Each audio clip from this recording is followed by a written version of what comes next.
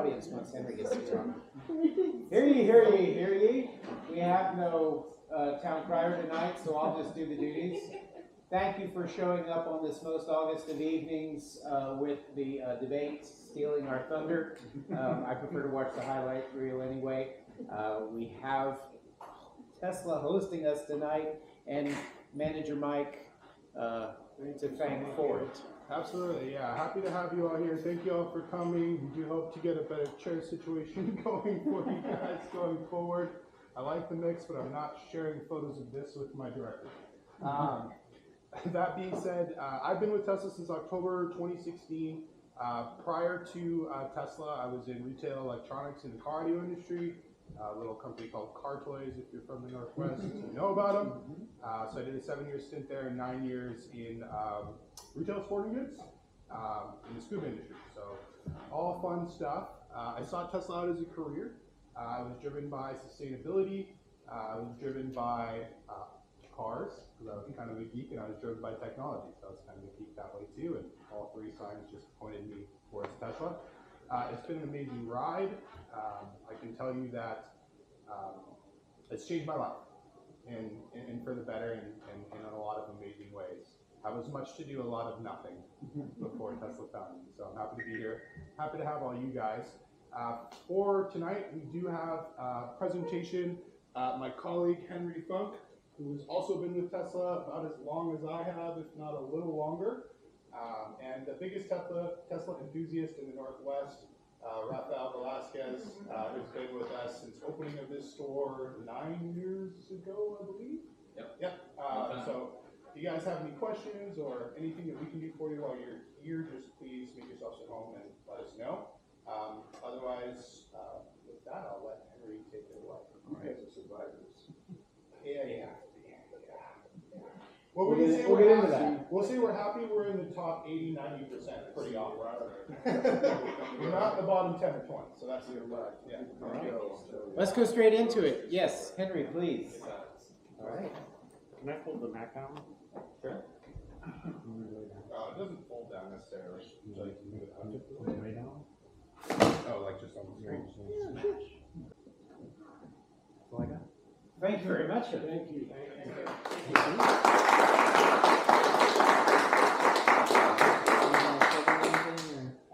I'm not planning on plugging anything. Ryan has a video of his cross-country road trip we may run towards the end. Can I use your machine to play a USB thumb drive and keyboard? Yeah, you can. Yeah, we can figure it out. Yeah. Okay. Might need to take a 5-minute break. All right. But in the meantime, welcome to visiting guest and ex officio Stephen Johnson. Glad to see you here again. Do you have any announcements for the good of the order? Sure, and maybe Ryan wants to share about the drag racing. Oh, but that was the other thing. That was the other thing. So when he gets his stuff set up, did you wind up recycling any batteries? I have not yet. How many people were here at last month's meeting? Most everybody, but not everybody. So speaking of the recycling thing, I was super frustrated because it appears that the cost to recycle the lithium batteries is greater. Like the good news is the lithium batteries are being made so cheaply now. That's really great. But the bad news is it is difficult to find places who will take them to recycle, and they want to charge you. And so a few years ago, when I was trying to recycle batteries, I had found a place that said, well, we'll come and we'll actually pay you for it, but you have to have at least 1,000 pounds worth. So I've been collecting up all these batteries from a lot of you. And then come to find out now, like I couldn't find any place that wouldn't take it without me having to pay. It was looking like it was going to cost me between $5,000 and $15,000. And so I'm like, man, this is bad. And I mean, if I didn't care so much about the environment, and I'm telling the place like, hey, I can throw it in the dumpster for free, so this is bad. Like we need to do something different. But so I went to the EPA website and found like earth911.org or something, and I looked at 12 pages worth of different places that said they recycled batteries. Most of them were little small batteries, and I found a place in Renton called, now I forget what is it, Green Earth, find it out. But they're right by Boeing in Renton at the south end of Lake Washington, and they said that they'd take it for free, and so I took a big trailer with pallets full of batteries over there, and indeed they did take them for free, so I'm super happy to say that. And I would encourage any of you that may have batteries lying around or something, take it down there, because it was difficult to find a place. One green planet. One green planet, exactly, that is it. So I've got a couple of thousand pounds of batteries myself. I'm intending to take them over there. We had talked about doing a SeaTleEVA consolidation event, but the aforementioned Redwood Materials was going to put the onus completely upon us individually and separately for any liability incurred in the transportation, and whether or not an end-of-life EV battery cell is damaged or defective is completely in the eye of the inspector. There is no specification saying if it's swollen 10%, it's okay. If it's swollen 15%, it's not. And if it's a swollen cell, it needs to go all by itself in a 55-gallon overpack drum, maximum 4 per pallet. So you can see how the costs just go up astronomically. And I believe the federal regs need to be worked on. They have nothing in the transportation regs about the state of charge of the battery. If the cell is bricked at 0.0 volts, it has no potential energy remaining, but it still must be treated the same as a fully charged lithium manganese cobalt cell, the solid rocket fuel style. Yeah. And I had divided mine up when I gave them the One Green Planet by chemistry, and also I had discharged almost all of them, or many of them were damaged and just at 0 volts. So I had them like divided up, and they were like really happy about that. And they took it into their building too, which I was like, oh, all right, I guess you guys. But so let's see, other news. As many of you know, the Ford Super Cobra Jet 1800, which is a 4-motor electric Mustang that we built here in Seattle with MLE Race Cars. Charlie's helped with it. And we set a world record in March down at Pomona for a full-size car. It's not the Mustang Mach-E, but an actual Mustang car. And it has big drag slicks on it, so it went even faster than a Plaid, but it is not street legal exactly. But we ran a 775 in the quarter mile at 181 miles per hour, so it's super fast. But the interesting thing is, because electric vehicles, the batteries are so much heavier than gasoline or diesel, electric cars tend to be heavier, and so the NHRA roll cage specs, there does not exist a spec for a car to be so fast that weighs as much as this Mustang weighs. And so as soon as we went faster than 8 seconds in the quarter mile, we would exceed that spec, and then the NHRA bans you from all tracks. So we did that, but we know that there's a lot more in the car, because even in testing, we've actually run it even quicker than the 775. There's so many people that race gas Mustangs and stuff that they have their whole sanctioning body. Anyway, they don't care about the same rules, and they're like, yeah, bring it on out. So we're going to take it down there in about 2 weeks. It's the last weekend in September, beginning of October. The event is it's in Bowling Green, Kentucky, and yeah, I guess that Ford and Holly is sponsoring it too, Intergalactic Festival. And so we're gonna have the Super Cobra Jet 1800 there, and so probably next month I'll be able to have a report for you on what it does. But since we have no limits, we're gonna see how fast she'll go. Excellent. So, I thought they only raced thoroughbreds in Bowling. it's a good experience because like there'll be the Bigfoot comes out, not Ken Block, but who's the other drifting guy that is Von Gittin Jr. He comes out and they do drifting and stuff. It's a big event and it's all Ford, and so there's not very many electric vehicles there, and it's a lot of horsepower gas race car guys, and they'll be pretty impressed to see how quick this Mustang goes, so I'm looking forward to it. Great. Well, speaking of Ford, we have a Ford corporate sanctioned event at Redmond Town Center on Saturday morning. When I checked last night. They were still accepting signups, but you do have to register in advance. And if you do, you get a free entry to Electrify Expo for later in the day or on Sunday. And I think they have coffee and food too. Yeah, so it's a good Cars deal. and Coffee event. And so we'll be showing a Fraud Lightning, I mean, a 1999 Ford Ranger EV there with a lithium-ion battery pack and 200 plus miles of range to remind Ford of their humble roots. And then, do we have anybody here who's going to be in the show and tell portion of Electrify Expo? The show off, I'll have my comment. Charlie will be a show off as usual. Teresa. And Teresa, what are you going to show? The Elton fire truck. Okay. Because you Yes, can and take I'll have it. the first booth that you want to show off area. All right. You bringing a roadster? Excellent. And the Orange Carmengia, who only occasionally comes to club meetings, showed previously and is in their highlight reel. So hopefully it'll be there again. I'm not happy with the organizer and their lack of communication, and they're not giving space to the clubs in any way. So once again, I went to Everything Electric, formerly known as Fully Charged Live in Vancouver this past weekend. It was a great show. Previous hits like the Edison Electric 12x12 semi was there. And of course they're working on a pickup conversion retrofit kit right now.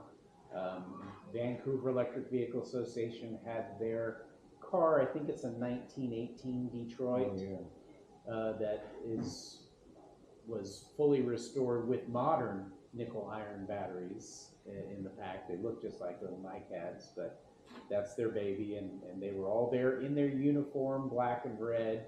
They have a tall gentleman who looks quite distinguished in a top hat. I thought you would do well with that.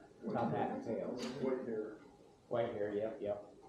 So Viva did a great showing, but they did not have any club owner vehicles. If you were not an exhibitor, that was it. There was no corral of owner cars. There was just the factory ride and drives at 2 locations. So credit to Electrify Expo that at least owner vehicles get an opportunity to show there. So I'll be there on Saturday. Let's see, other events we got coming up. There's a 21 Acres open house on Saturday as well, unfortunately timed. Are you going to have the veggie truck there? I don't think so. Okay. Those who don't recall, the 21 Acres is an organic produce enterprise that Stephen built the giant farm truck for. And they continue to fly the flag.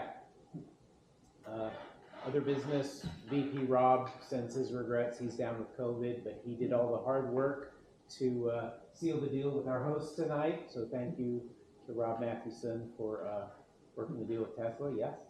I have a question. Do you guys ever host like group rides? Group rides. I do. Convoys? Yes, thank you for opening and salting that old wound. You know, the whole genesis of the Tesla Club, skimming the cream out of SeattleEVA, was because they could go for a winery tour on a Saturday, and I said, you know, I'll go with you for the first 30 miles, then I need to turn around. So we have not done any. We used to do maximum range rallies around Lake Washington. It was Lake Washington? Yeah, Steve Lowe did that a long time ago. Okay. Then Dave Cloud, we had in like 2008, and Jeff Finn, we had a range rally partnered with Interstate Battery up in Everett, and that was fun. Yeah, I tried to get in touch with it's Pacific Power Batteries, the Interstate dealer up in Everett, I believe, and they didn't respond this time around as far as helping to organize EV battery recycling. No, I contacted them when I was looking for places too, and they were one that charged money, and if the cells were of unknown condition, they were like over $9 a pound that you had to pay them. More for disposal than buying good batteries. Yeah. Or if you have lead acid batteries, they'll buy them. And that's the sad thing. So I think as SeattleEVA members, like, we need to look into this and as EV aficionados, because this is very bad. Like, I've always, like, at car shows, that's something I'll often get from people who don't have an EV yet or something, is like, well, what happens when the battery pack is done? And I've always said, well, you know, like, lead acid batteries are one of the greatest recycling stories, because they are, like 99.9% of them are recycled. Because the lead is valuable, it's easy, you can take them almost anywhere and get paid for your old lead acid batteries. And I figure, well, the lithium will be the same because it's even more valuable, right? But it's not that way. In some ways, we're going backwards, because all the effort into pursuing cobalt-free chemistry, well, cobalt was the most valuable thing inside those cells. The aluminum, the steel, the plastic's not worth anything, and the lithium, you know, in a lot of techniques, that was the thing that got lost. It's the lightest, it's the easiest to escape out the stacks in the process. Get washed out as salt water. So it's a big challenge, and I served on the state's Battery Stewardship Council this past winter, and they were led by the nose by OEMs. Tesla wasn't there, but Toyota in particular was saying, oh no, EV batteries are dangerous. We have perfected recycling of it, and nobody who's not a dealership technician should ever be allowed to crack open an EV battery. So there needs to be a law, there needs to be a state deposit, there needs to be a take-back system, and every battery should, you know, be tracked through the whole chain of custody. So, and of course, I push back against that, saying we need startup businesses and hobbyists to be allowed to do their thing. But also, most of our household hazardous waste operations around here will not accept large format lithium cells, even if you just got one 200 ampere coming through the door. They don't know what to do with that. They'll turn you away. And that was news. I found a fellow Louisianan who I'm sure is worried about the hurricane right now, but she was very interested in this issue at King County hazardous waste, and I'll follow up with her soon. But they were just not ready, not aware, hadn't thought about it. And when I called the call to recycle number for lithium batteries, that if you Google like recycling lithium batteries, will probably be the top result, or it's also on the back of stickers on a lot of lithium batteries. And so I called the call to recycle number, had to leave a message. They did call me back a number of days later, and the lady told me that she gets 20 to 30 calls per day of people in my situation too that have lithium batteries, and they're like, hey, I'm getting told that I'm gonna have to pay to get rid of these, like, what's the deal? And she said, yeah, it's not good. So, and I think that I mentioned the federal regs already about how a brick cell is still quite possibly DDR and not cost effective. All right. Last thing before I turn it over to Ryan too, I'm trying to get clear stuff out of my shop, and one thing that I'm not gonna use in the future are two giant AC 90 motors. It was a dynamometer, and so there's also a three-phase DMOC 600 series Azure Dynamics controller for it, and two big AC 90 motors that are air-cooled induction motors. If anybody wants them, I checked on eBay, and in July, somebody sold just one motor and the motor controller for like $1,800 plus shipping and tax. I would offer it for $800, but really if it goes to a good home, like, make me an offer, because otherwise pretty soon I'm gonna just take it down and recycle it for the copper. So if anybody's interested, see me after the meeting. Good to know. Thank you. Those were part of the Azure Dynamics Surplus Hall. Yes. I got to briefly meet the final CEO of Azure Dynamics at the show in Vancouver. He was extremely interested in a vehicle that I'll send out to the list and won't dwell on a lot, but it's called the Envo. Envo is the Rad Power Bikes of Vancouver, a Canadian homegrown startup that does about $12 million a year in e-bike sales, and the owner, Ali, is pouring it into R&D.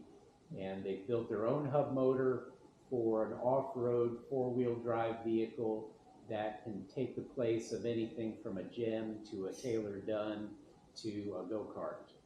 And it's made out of extruded aluminum bolt-together framing and uses 48-volt e-bike packs modularly, so however many you want in there. And tank steer is coming soon, but even the non-tank steer prototype that I ripped up the plaza in was gobs of fun, and I want me one.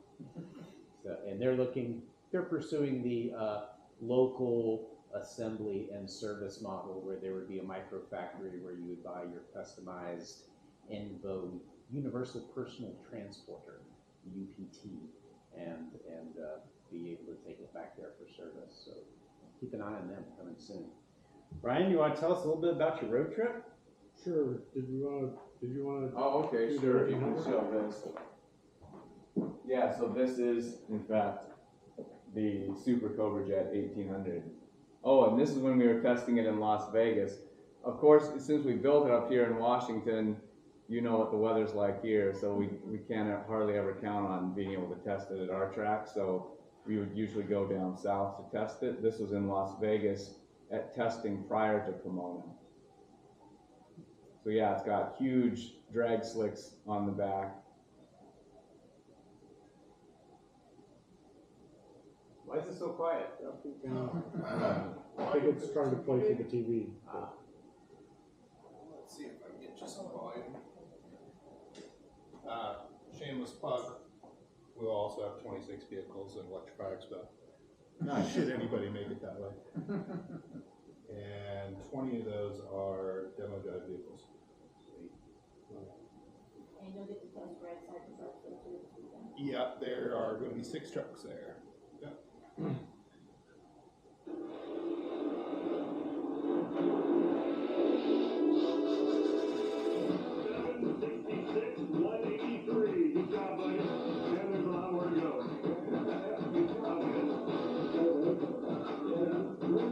Kick it off.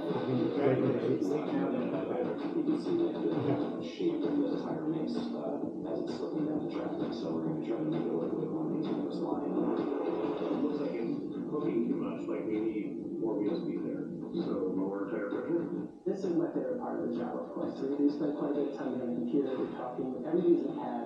And then once you start seeing the parts come together and you're building, you actually start putting current through the batteries and start. You can see on the dash there it said 830 volts.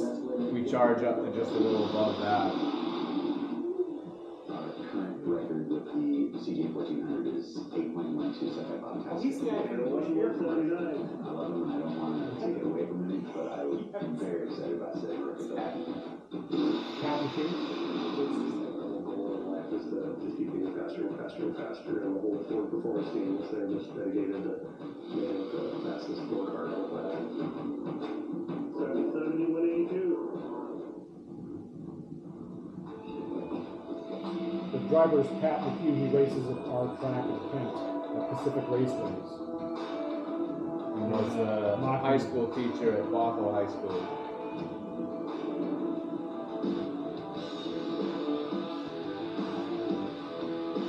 Helping out some electric junior racers. All of the brake discs are carbon fiber rotors. We made everything as light as possible, but it did start out as a gas Mustang chassis.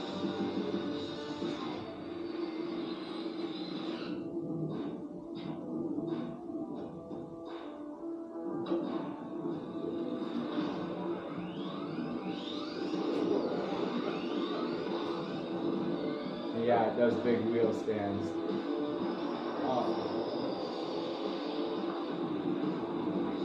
And it legitimately needs a parachute to help slow it down at the end of it. Especially depending on the drag strip, some have longer run out than others.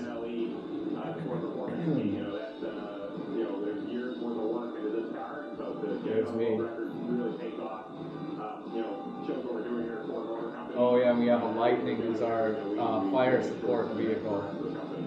Yes. What? Like how many kilowatts of power? How many kilowatt hours of the pack?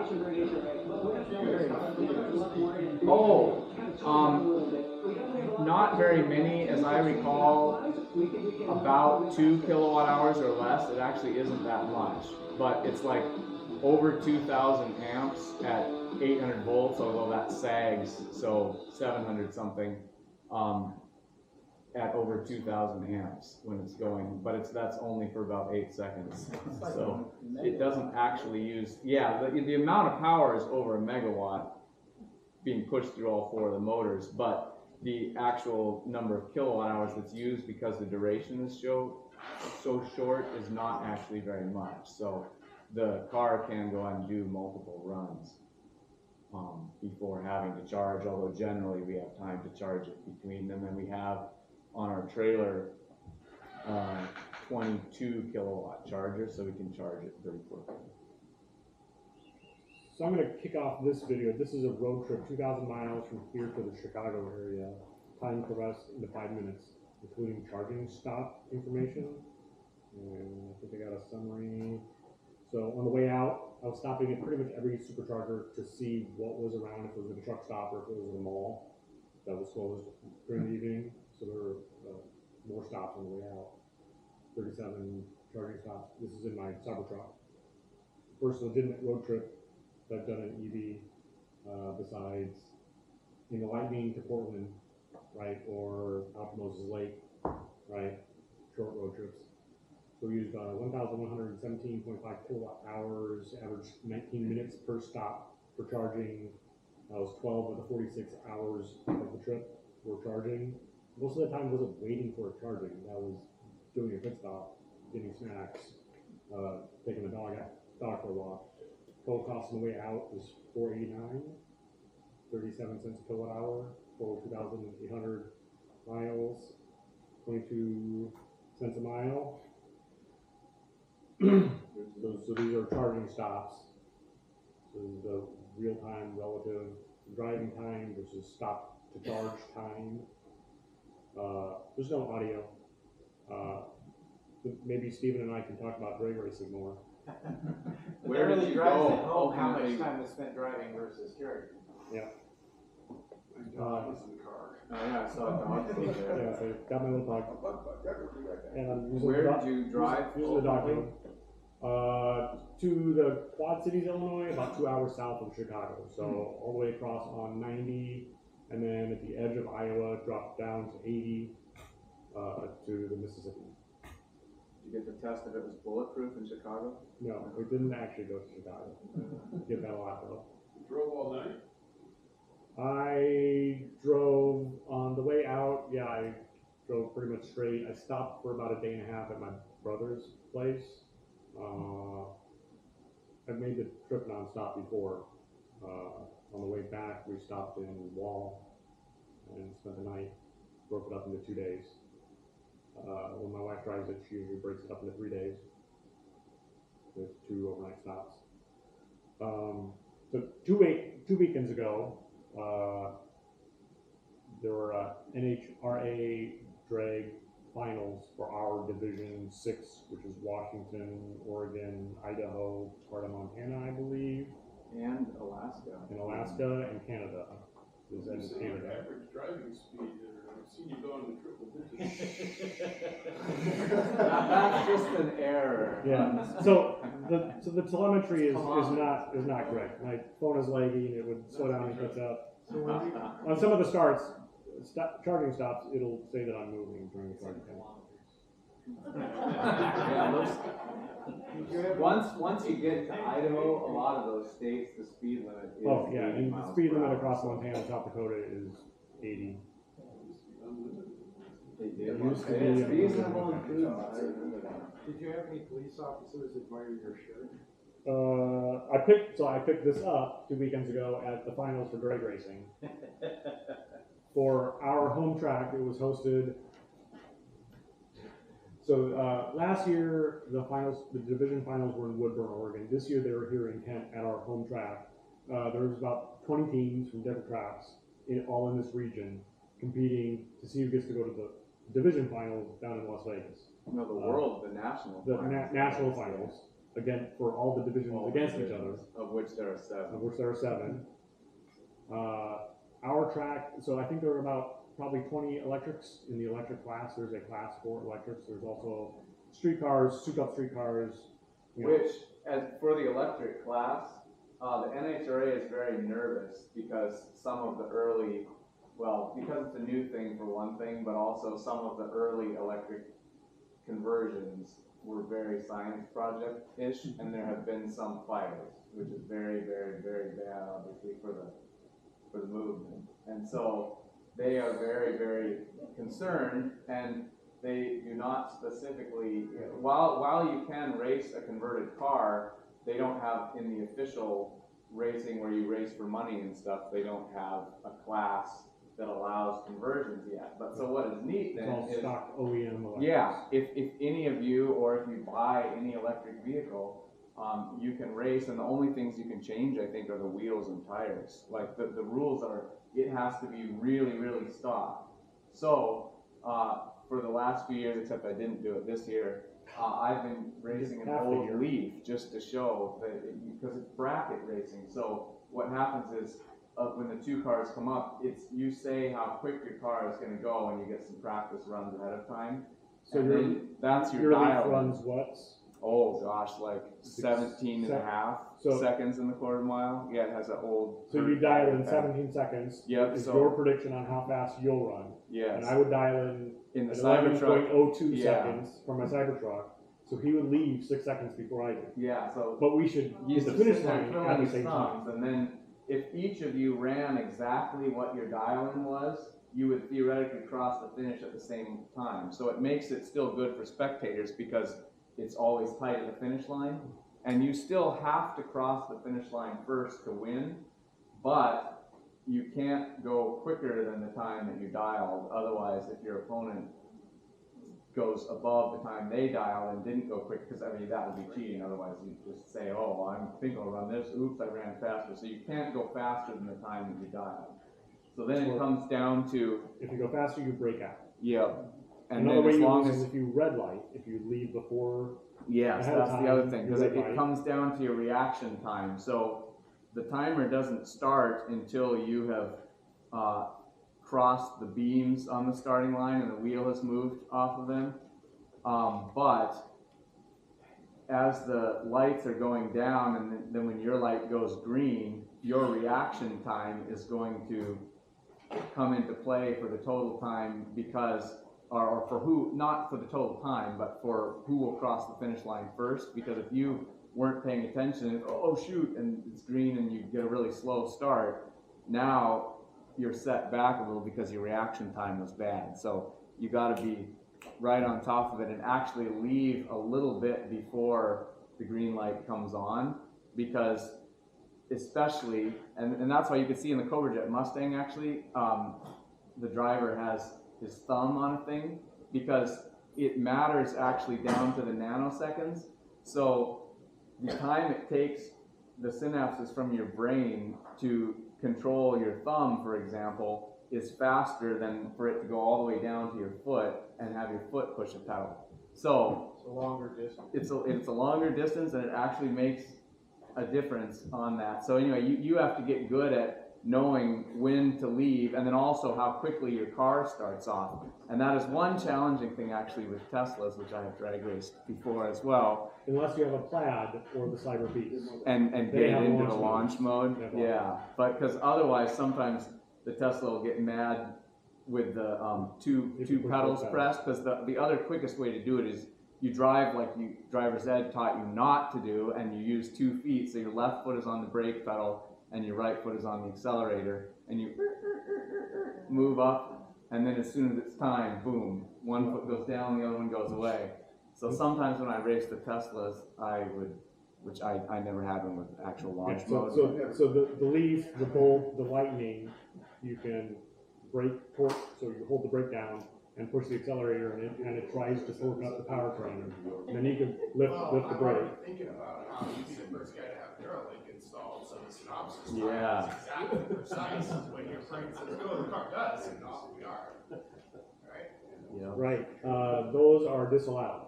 Yeah. Well, they'll be allowed once everybody So they make practice trees Yes. So Pat Which- always had a practice tree. Mhm. It at the makes a races. big Sit in his difference. recliner, and it's a little fake Yeah. blunt tree, and you practice your reaction time. So I finally just purchased one. Good. With a It makes a pedal. big difference. So I can share that with people.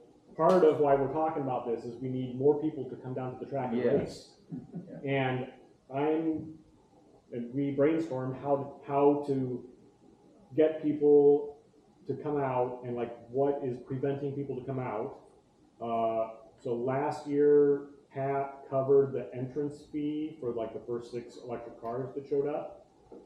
And I would be more than happy to not take one of the free entrance fees if we end up doing that again this year. Another thing is that you are required to have a helmet. Is that at all speeds? You have to have a helmet? Or do you No. technically not need one if you're slow enough? You don't need it if you're slower than maybe 13.9, but so most, EVs like are gonna any need Tesla that. is going to So need a I think- helmet. I think a Bolt will beat that time. I think pretty much your lead. That's Yeah, I smell like a bloody party. Yeah. So I did a SCCA autocross a decade ago in my Honda Insight, and the club that I ran with there had a bin of helmets.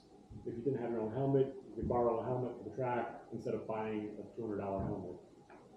Which would be another thing that I would be willing to, and maybe the club would be willing to, like sponsor some helmets or sponsor some entrance fees.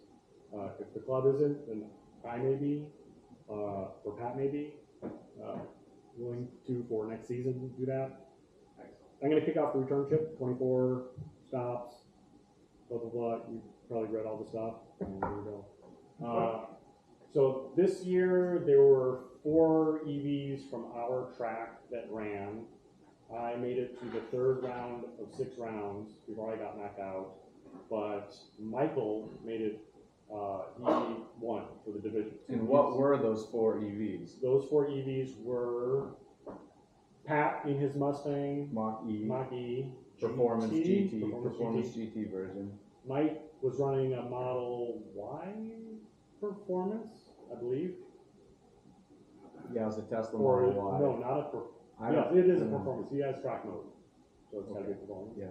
The other one is I forget his name with the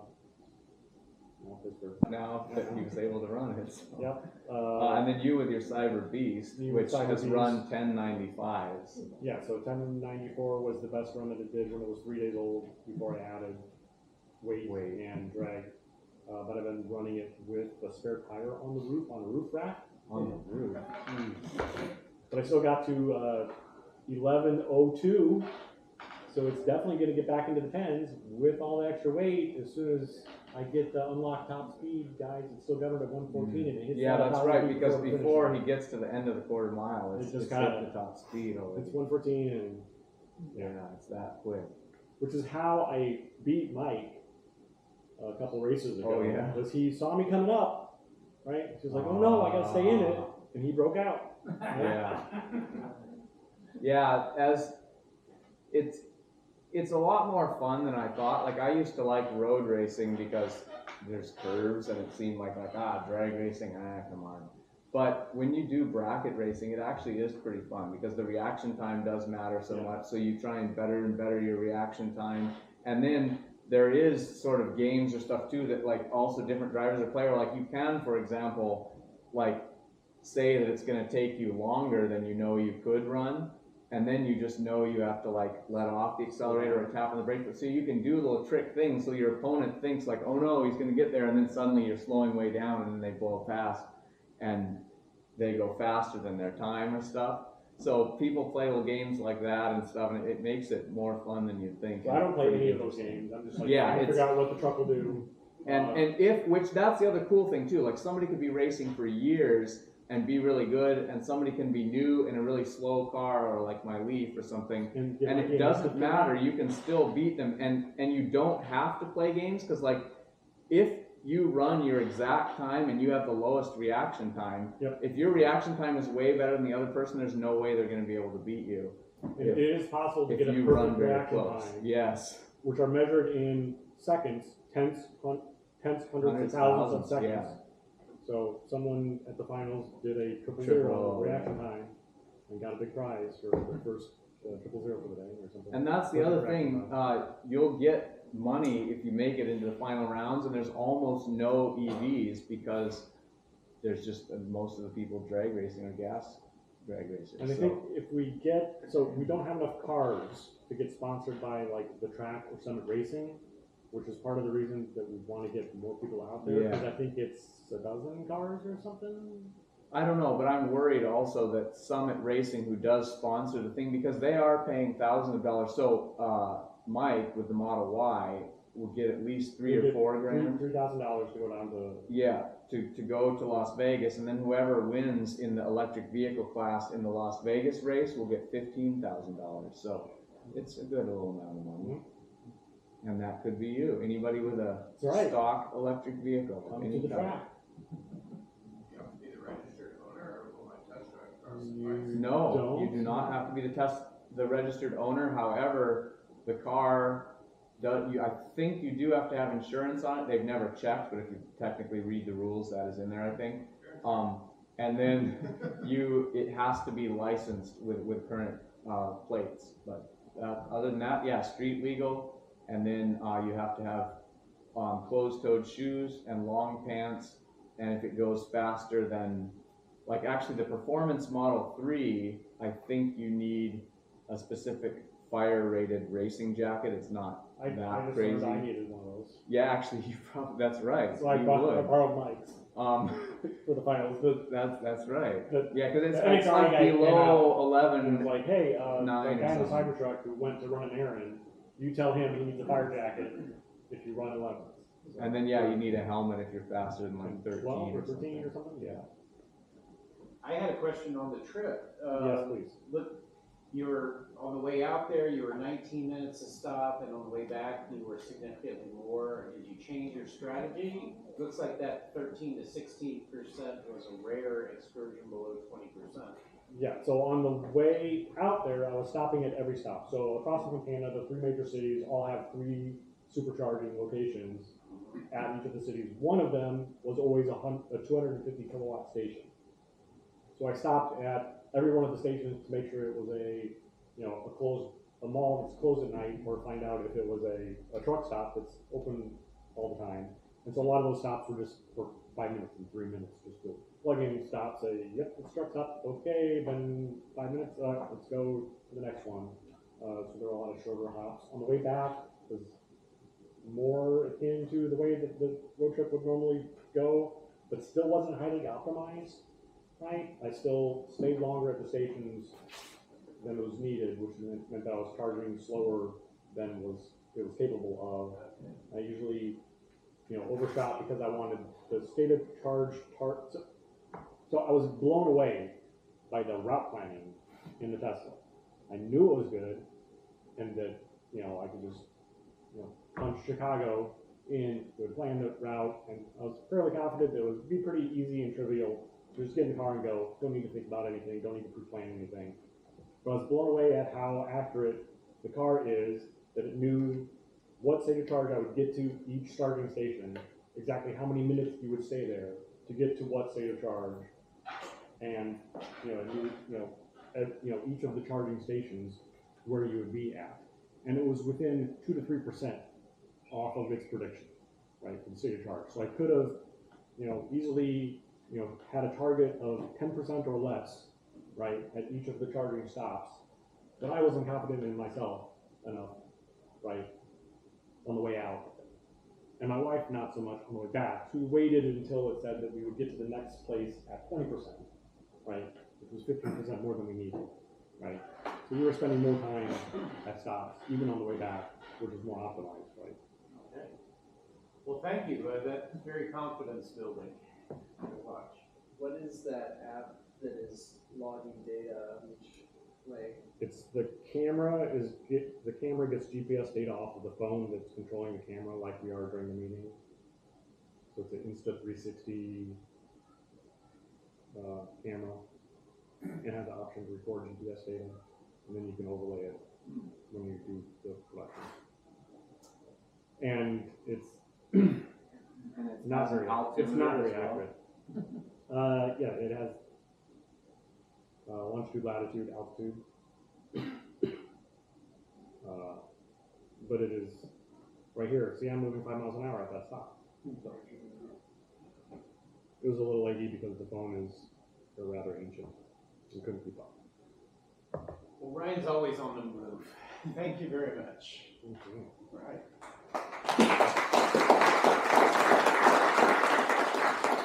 Kent, you're not in Italy for once. Thank you for coming.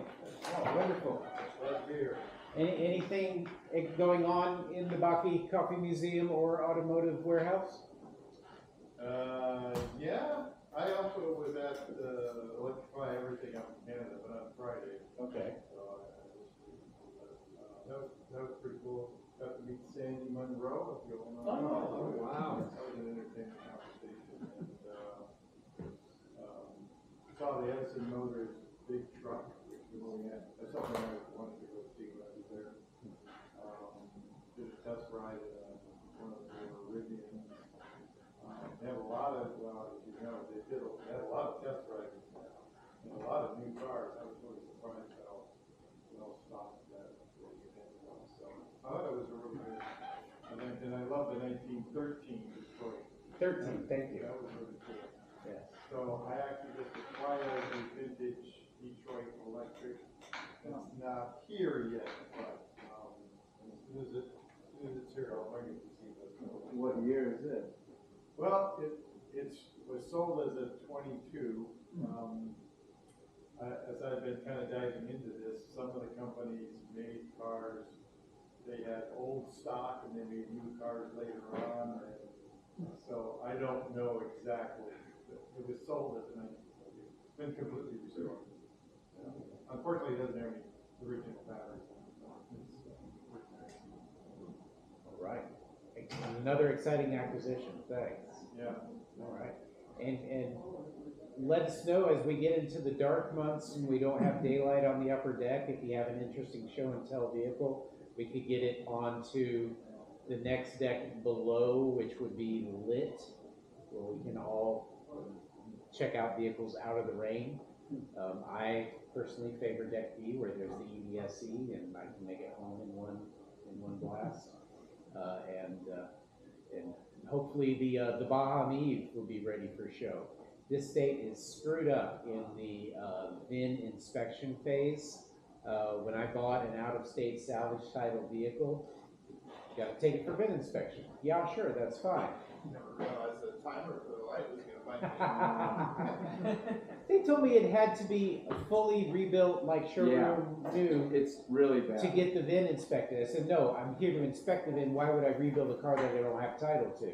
They said, No, you have to. So the issue is Washington State, there does not exist a salvage title, which really sucks. There's only rebuilt titles and normal clean titles. So if you buy a car out of state, because most other states have salvage titles that was in a wreck and it has a salvage title, you have to completely rebuild it. So what did you do? well, while the guy was talking, he had already stamped my title, so I took the deficiency form that he stapled to the front of my title, and I ripped that off, and I gave the stamped title to the title office, and I should get a new title back any day now. And it may be suitable for registration purposes, but you know, it was legal for the road. It had headlights and the steel bumper and turn signals. Yeah, it doesn't matter. There can't be an airbag light on or a check engine light. You have to have all the body work done. He wanted messed up. the plastic fascia It's back very on the bad. bumper. Yeah, it was. So the end result is basically don't buy a salvage car in Washington, or there's one other loophole. If you buy it from somebody, or if you have your electric car gotten a wreck and you buy it back from the insurance company, then it doesn't have to go through that process, which also is dumb, because then there's a loophole where, if all those cars don't even have to be inspected at all, why do others? Yeah. But it is what it is. So that's the only other easy way around it, or you have to find a friend or a company in a different state that can run it through their state. Yeah. I also picked up a collision salvage car that was on liability only insurance, so it was not insurance salvaged, so I got a clean title on that, buying directly from the owner. So that was another lesson learned. All right, well, I know people are itching to get home to the debate. I hope to see some of you at Electrify Expo on Saturday, maybe even the Ford event too. Anybody plan to go to Ford? It's Saturday morning, right, at Redmond Town Center? Yeah, Saturday morning, 9 to 11. Show car's got to be there by 8:30, and there's still room to sign up. If you just like cars in general, I think it will be the cars and coffee thing that Redmond Town Exotics they call it. Yes. So there's going to be, I don't know what the theme is, but there'll be some particular It's theme. Ford this year. It's what? It's Ford this Saturday. Oh, okay. So there'll be a lot of Fords, but also there'll be Ferraris and Lamborghinis and usually a Tesla Roadster, but a lot of very interesting vehicles. And a Ranger EV and an i-MiEV will be there. Yeah. Huh? Buffalo Sustainmania is coming up, and we are going to have a booth there. Oh, good. So currently there are 2 cars, my Model 3 and Mark's Roadster will be there. So we have room for 3 more cars. 5 in total. What date? September 28th, and it's in downtown Buffalo, and I've gone to this before. It's a really nice car show. It's probably 10 minutes. Really nice, low key. It's not intimidating whatsoever. All right. And you get to talk to a lot of people. It's already on the calendar. Okay, thanks. And I didn't think to get Ford's event on the calendar, but thank you, Ryan, for putting that one on. You guys ever need cars or Tesla acquisitions? Email me. I'm more than happy to join probably 90% of the stuff here. Tiny or huge. Excellent. Jumps or whatever's fun. All right.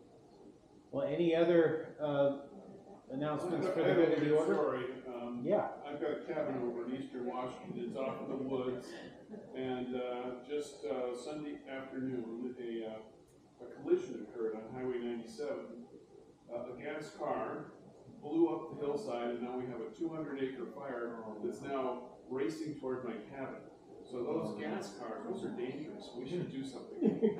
Absolutely. Yes. No, this is the Swamp Creek fire. And it was interesting in Vancouver, you know, the gas cars on the show floor are odor-free. I believe their tanks are all drained, but the EVs were charged and doing their test drive beginning in the building. Something you don't usually see at the car show, but a plea to manufacturers everywhere: stop hiring spokesmodels for car shows. Hire somebody who actually knows something about the vehicle, because all the manufacturer pavilions were full of know-nothings that had 4 hours of training and a script. So it was useless talking to Volkswagen people about the ID Buzz. I'm now calling it the ID Buzz Kill. All right. Well, thank you all. Let's help put the black chairs away and carry your own, and call our first Tesla meeting a success. Would you like